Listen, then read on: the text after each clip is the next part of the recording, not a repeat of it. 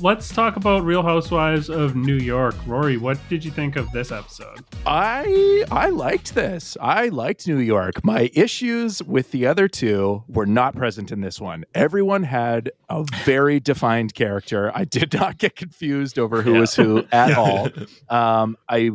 The thing that kind of surprised me in two things about the bumper in between like commercial breaks was, one, I was like, oh, I think these 6 are just the 6 housewives. There's no friends of here on this trip, right? It's just the 6 of them. So that's cool. I liked that dynamic that they're, to a first-time viewer of this, they're all equal in that. Their status is the same. The other thing about the bumpers is there was no one palms up, 2 hands presenting me something, which I missed. I liked that in the other 2 shows, that there's the 2 palms, here's your snowflake or here's your orange or whatever. It was only one-handed and I could use 2 palms. That's what Vicky says at the end of her massage.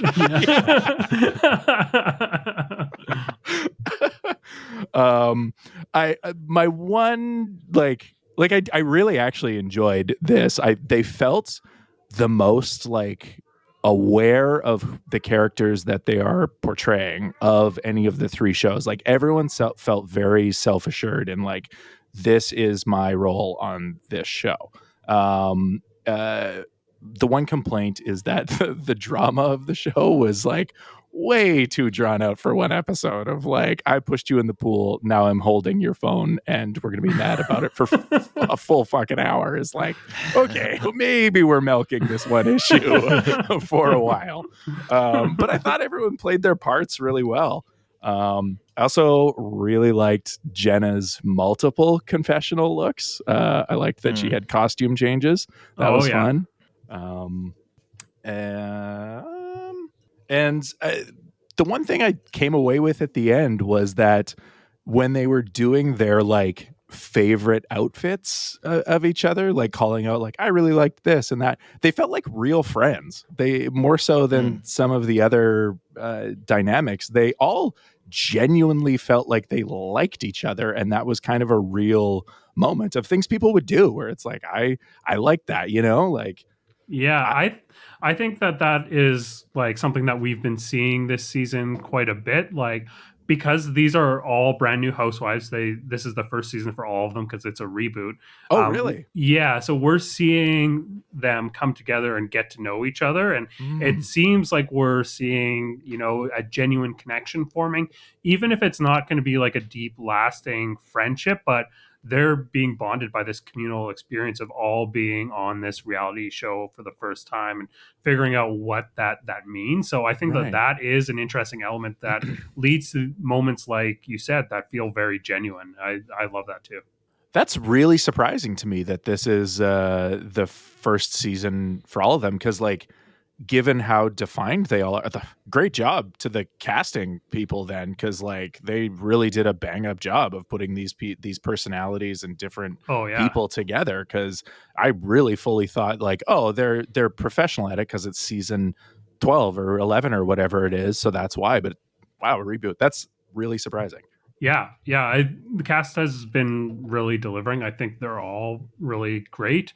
I think Sai is who I've called out as being the weakest one, but even she is starting to like bring a little bit more to the table. I don't know if it's going to be enough to come back. If there's one person that I see being replaced, it's probably her. But over Jessel. Oh, Jessel's a star. Are you kidding me?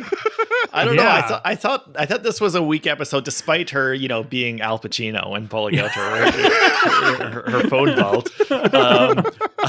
I did think that like she hasn't been showing enough personality. Like when she like makes a little joke about escaping out of Diggy, then immediately says, "Guys, I'm funny." That's such a 1 step forward, 2 steps back kind of move. Yeah. I think that some of the stuff that she has been like, some of the fights that she has been getting in and just being like very reactive, but also endearing at times. I don't know. I feel like she's got like a lot of dimension to her. So true. I really hope we continue to see her. I think like she is one of these housewives that, is clearly not producing herself. Like there are a lot of housewives Right. where they are very much self-producing, and you can see that they are constructing something for the camera, and she is the opposite of that. It's just like she can't help but be authentic. She reminds me of Shannon in that way, who can't help like how she comes across, except maybe a bit more villainous than Shannon typically is. Yeah, I think on that note, like it seems like Erin is the big producer of the season, and maybe that's just the narrative they're editing for, but like that's the vibe I got, is like Erin is trying to produce this dynamic. Yeah, I feel that way about Erin as well. It feels very constructed. I've seen a lot of people criticize Brynn about that as well. I think that there's a degree of that at play, but I don't think more so than a lot of other housewives that we see that are super effective at this. One of the things that like we don't really tend to weigh into kind of the meta of what's going on in the fans, but Yeah. I've seen like this like opinion piece published on Reality T, which is a blog talking about like, oh, is Brynn's flirting too much?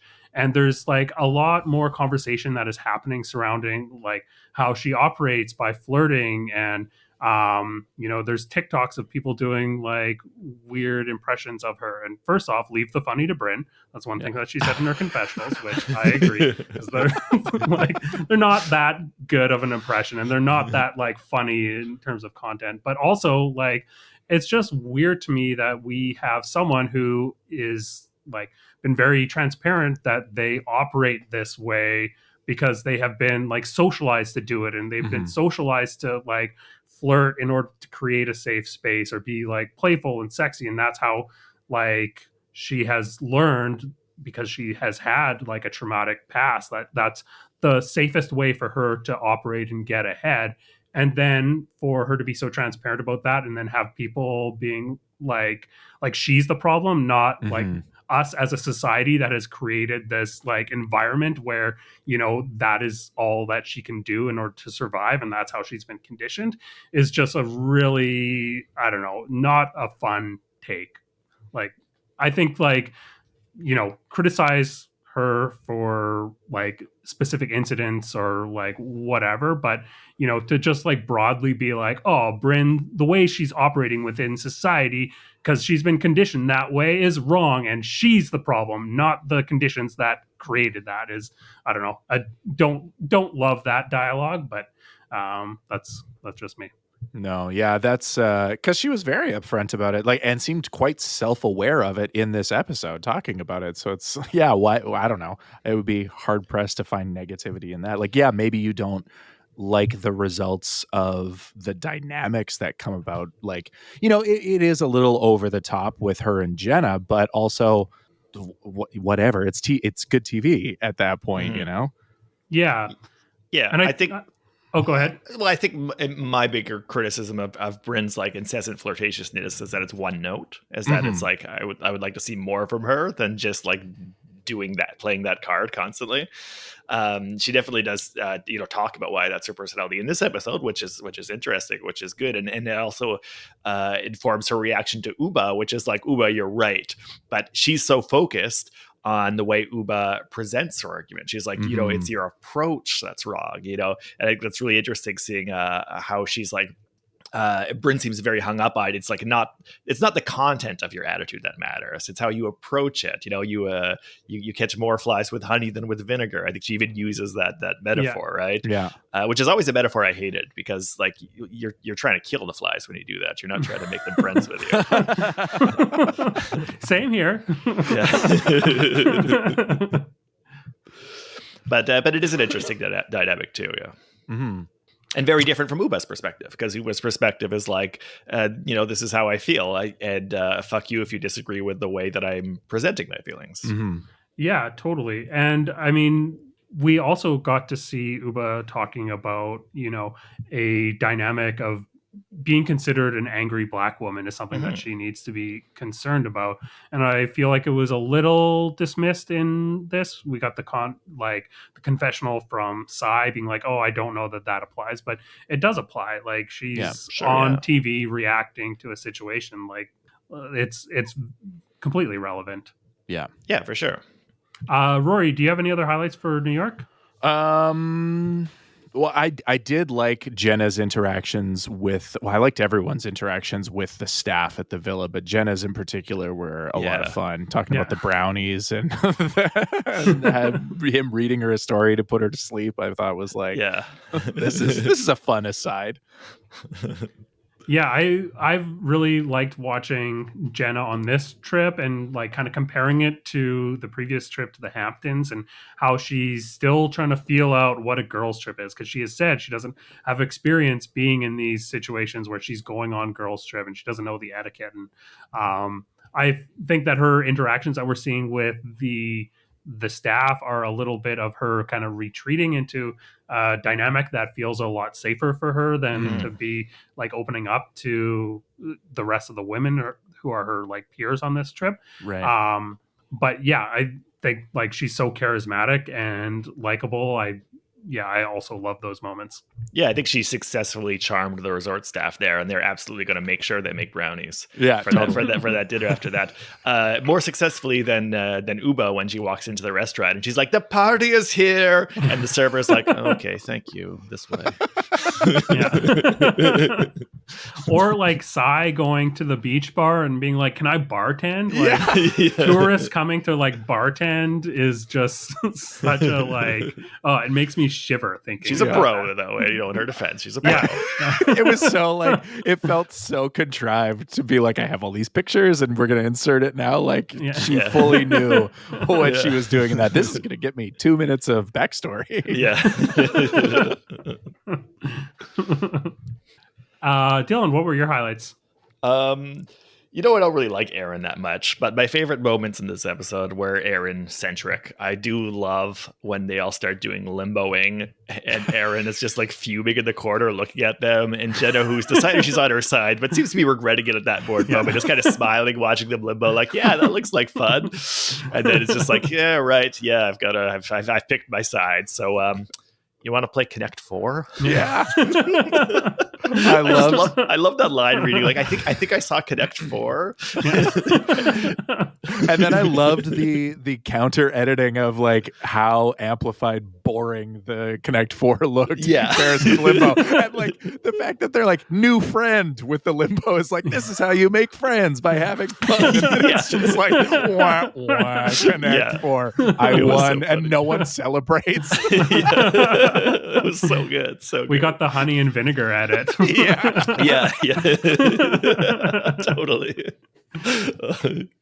I also like when Erin goes and cries to her dad and is just totally exaggerating the story, and she's like, I literally took her sunglasses away for 2 minutes when previously she said 45 minutes in an hour, and it's like, and she smacked them off my face and stomped on them, and nobody has ever talked to me in such a mean way ever before in my life. And I actually believe that last part. I actually believe that that Erin's been so swaddled her life that that's the meanest anybody has ever been to her. It's just so yeah, I don't have a ton of sympathy for Erin, to be totally honest with you, especially because I love Ubah too, so I'm kind of on her side on this one. And then we got that like sob story about how she was like bullied in middle school, being called Long Jaw Silver. Yes, that was the biggest laugh moment for me in the episode. I laughed out loud when she's like fighting back tears and it's like, somebody bullied me in school because I had a long jaw. He called me Long Jaw Silver, and then that's her sob line. Oh my god, that's so good. And that's then so I don't know if you noticed, like right after, the next shot of her was her basically like dislocating her jaw in order to like eat a huge bale of salad. It's like and then cut to commercial. Just like an anaconda going in for a capybara, just unhinges. Oh my god. And you know what? That's a great that's a great burn too. Like whoever that kid was. Yeah, I know. Like great work, honestly. Yeah. That's like, coming from a kid with older siblings for sure. That kid is a seasoned master in bullying. That's younger sibling energy. Not to glorify bullying or anything. Kids don't bully, but if you really have to, like the thing about bullying is that in addition to being like funny and cool, it's also like an outlet for creative expression, and you can always learn from the masters. And when I heard about this long jaw Silver kid, I just felt like I wish I was on those playgrounds at recess. The way I wish I could have like seen Gretzky play live in his prime. This guy must have been such a master. Any other highlights from New York? I don't know. I'm always just like saying that I love the way Ubah expresses herself, and was just really funny for me in this episode, being like, making some simile about if somebody put a fork in my ass, and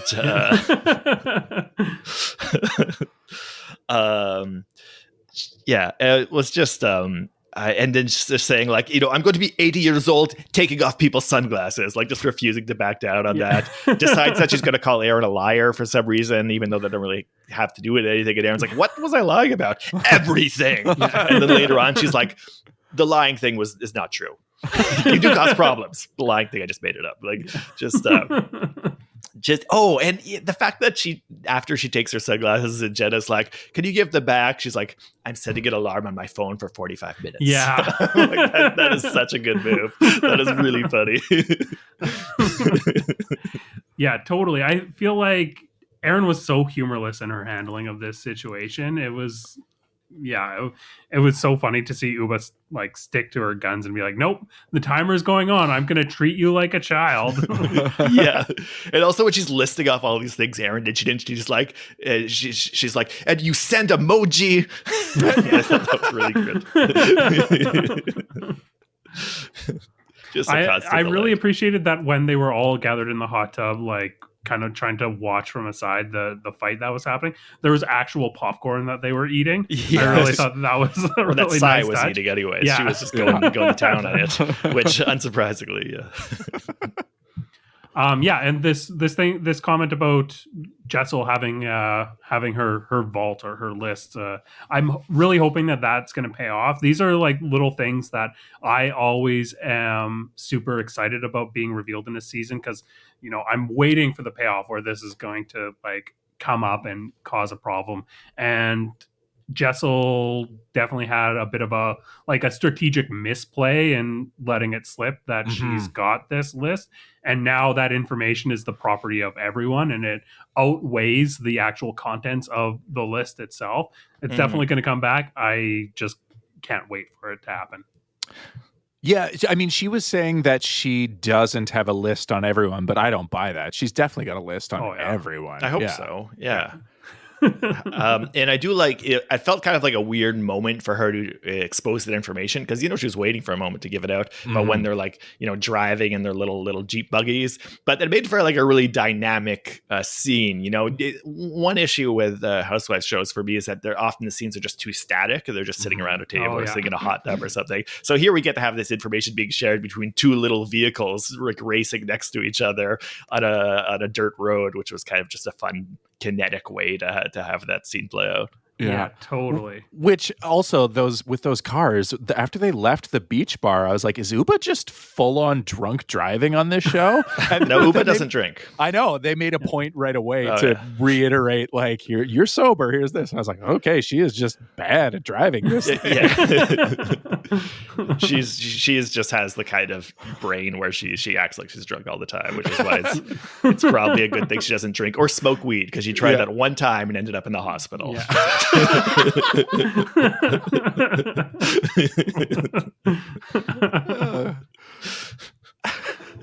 Awesome. Do either of you guys have any other final thoughts? I just loved that the picture they chose for the selfie was one where Jessel's eyes were closed. I thought that was a nice touch to the whole Jessel arc of the episode. Yeah. Right.